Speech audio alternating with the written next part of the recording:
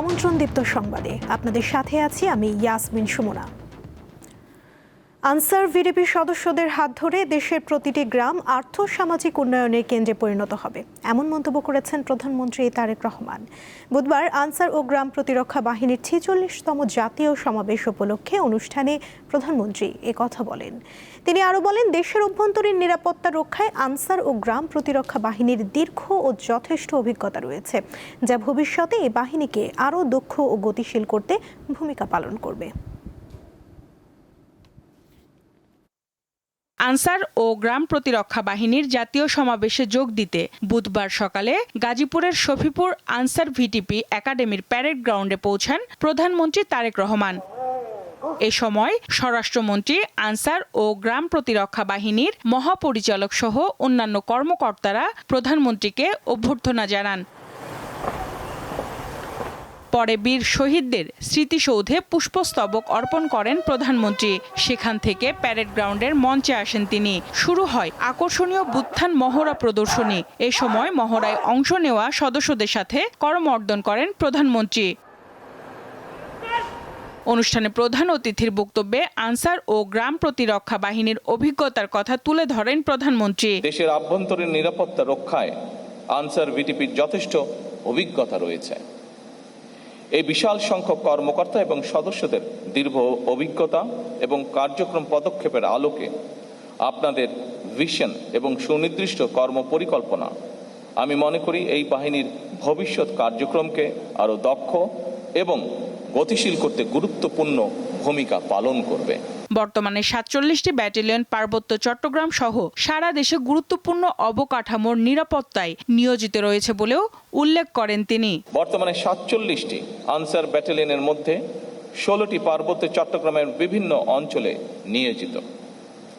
বাহিনীর ৫২,০০০ অঙ্গীভূত আনসার সদস্যরা দেশের গুরুত্বপূর্ণ অবকাঠামো, সরকারি দপ্তর, আর্থিক প্রতিষ্ঠান, শিল্প কলকারখানা এবং বিদ্যুৎ কেন্দ্রের নিরাপত্তা নিশ্চিত করা সহ বিভিন্ন দায়িত্বে নিয়োজিত রয়েছেন। গণ অভ্যুত্থান পরবর্তী সংকটে আনসার বাহিনীর ভূমিকার প্রশংসাও করেন প্রধানমন্ত্রী। ২০২৪ সালের ৫ই আগস্ট রক্তক্ষয়ী গণ অভ্যুত্থান পরবর্তী সংকটময় পরিস্থিতিতে দেশের সকল থানা পাহারা, ট্রাফিক ব্যবস্থাপনা এবং গুরুত্বপূর্ণ স্থাপনায় নিরাপত্তা সহায়তা প্রদানেও এই ভূমিকা রেখেছে গুরুত্বপূর্ণ ভূমিকা। আনসার ও গ্রাম প্রতিরক্ষা বাহিনী ভবিষ্যতে আরও মানবিক বাহিনী হিসেবে কাজ করবে বলেও আশা প্রকাশ করেন সরকার প্রধান। অনিবার্য এবং অবশ্যই পালনীয় নীতি রয়েছে। সঞ্জিদা প্লাবনী, দীপ্ত সংবাদ, ঢাকা। ডিসিপ্লিন মেনে চলা। ওমানে নিহত চট্টগ্রামের রাঙ্গুনিয়ার ৪ ভাইয়ের দাফন সম্পন্ন হয়েছে। ভোর রাতে ঢাকা বিমানবন্দর থেকে 2টি অ্যাম্বুলেন্সে তাদের মরদেহ রাঙ্গুনিয়ায় নিয়ে যাওয়া হয়। সকাল 11টায় লালানগর হোসনেবাদ উচ্চ বিদ্যালয়ের নামাজে জানাজা শেষে পারিবারিক কবরস্থানের পাশাপাশি দাফন করা হয় ৪ ভাইকে। গতকাল রাতে তাদের মরদেহ দেশে পৌঁছালে তখনই চট্টগ্রামের উদ্দেশ্যে রওনা হন স্বজনেরা। গত 12ই মে ওমানের মোলাদ্দা শহরে গাড়িতে করে বেড়াতে যান ৪ ভাই। এ সময় গাড়ির ভেতরেই মৃত্যু হয় রাশেদ, শাহেদ, সিরাজ ও শহীদের। গাড়ির এসির গ্যাস থেকে তাদের মৃত্যু হয়েছে বলে ধারণা করছে ওমান পুলিশ।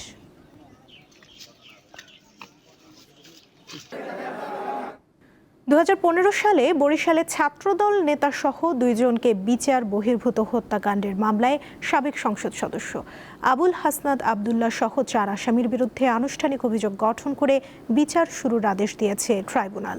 বুধবার বিচারপতি নজরুল ইসলাম চৌধুরীর নেতৃত্বাধীন আন্তর্জাতিক অপরাধ ট্রাইব্যুনাল 2 এই আদেশ দিয়ে সূচনা বক্তব্য ও সাক্ষ্য গ্রহণের জন্য 17 জুন দিন ধার্য করেছে। এর আগে এই ট্রাইব্যুনালে জুলাই গণঅভ্যুত্থানের রাজধানীর যাত্রাবাড়িতে পুলিশ কর্মকর্তার ছেলে শিক্ষার্থী ইমাম হাসান তাইম হত্যা মামলায় ডিএমপির সাবেক কমিশনার হাবিবুর রহমান সহ 11 আসামির বিরুদ্ধে সাক্ষ্য গ্রহণ হয়। সাক্ষ্য দেন ঘটনার সময় যাত্রাবাড়িতে দায়িত্বে থাকা এক পুলিশ সদস্য। সকালে এসব মামলায় গ্রেফতারে মোট 4 আসামিকে ট্রাইব্যুনালে হাজির করা হয়।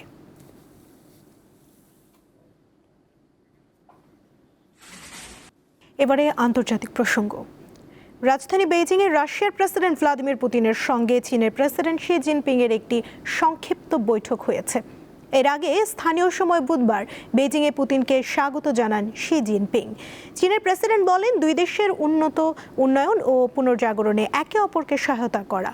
উভয় দেশ কৃত্রিম বুদ্ধিমত্তা এবং প্রযুক্তি উদ্ভাবনের সহযোগিতা জোরদার করবে বলেও জানান চীনা প্রেসিডেন্ট। অপরদিকে পুতিন বলেন, রাশিয়া চীন সম্পর্ক এখন অভূতপূর্ব উচ্চতায় পৌঁছেছে। তিনি আরও জানান, রাশিয়া চীনকে জ্বালানি সরবরাহ অব্যাহত রাখবে এবং দুই দেশের মধ্যকার বাণিজ্য বাহ্যিক প্রভাব ও বিশ্ব বাজারের নেতিবাচকতা থেকে সুরক্ষিত। 15 মিনিটের সংক্ষিপ্ত বৈঠকে চীন ও রাশিয়ার কর্মকর্তারা বাণিজ্য, প্রযুক্তি এবং বৈজ্ঞানিক গবেষণায় একাধিক চুক্তি সই করেন। 1 বছরেরও কম সময়ের মধ্যে দুই নেতার এটি দ্বিতীয় সাক্ষাৎ।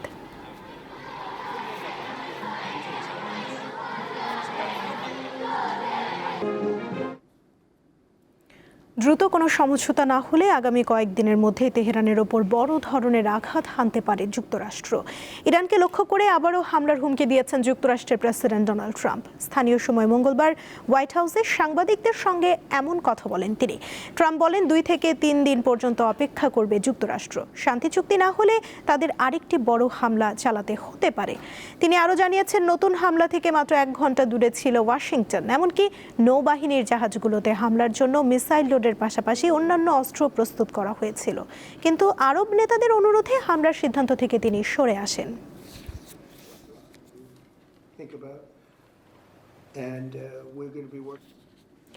যুক্তরাষ্ট্রের প্রেসিডেন্ট ডোনাল্ড ট্রাম্প ও ইসরায়েলের প্রধানমন্ত্রী বেনিয়ামিন নেতানিয়াহুকে হত্যা এবং তাদের মাথার জন্য পুরস্কারের ঘোষণা দিয়ে একটি বিল পাশের তোড়জোড় চলছে ইরানের পার্লামেন্টে। 5,82,00,000 মার্কিন ডলার পুরস্কারের প্রস্তাব করা একটি বিল নিয়ে দেশটির পার্লামেন্টে ভোটাভুটির কথা রয়েছে। ইরানের জাতীয় নিরাপত্তা কমিশনের চেয়ারম্যান ইব্রাহিম আজিজির বরাত দিয়ে এ তথ্য দিয়েছে ব্রিটিশ।